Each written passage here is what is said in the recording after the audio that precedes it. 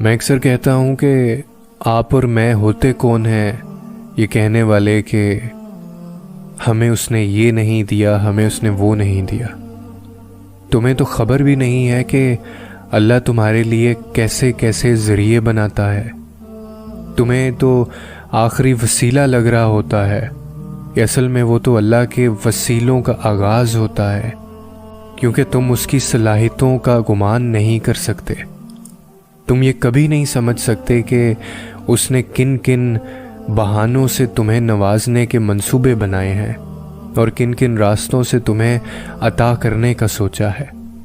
اور اس کی سب سے بڑی دلیل تہجد ہے کہ اللہ نے یہ ایسی نماز بنائی جس کا صلہ صرف اور صرف عطا ہے۔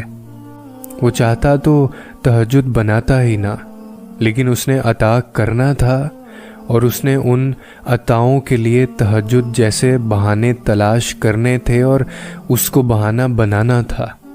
یہ خاصیت ہے ہمارے رب کی کہ وہ ہماری پسند ہم تک لانے سے کبھی بھی انکار نہیں کرتا۔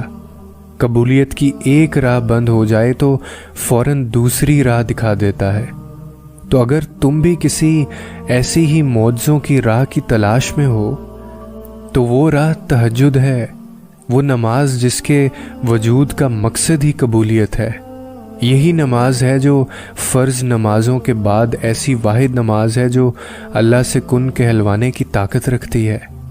جو دعاؤں سے نہ مل سکا، دیکھنا اللہ اسے تہجد کے ذریعے تم تک کھینچ لائے گا۔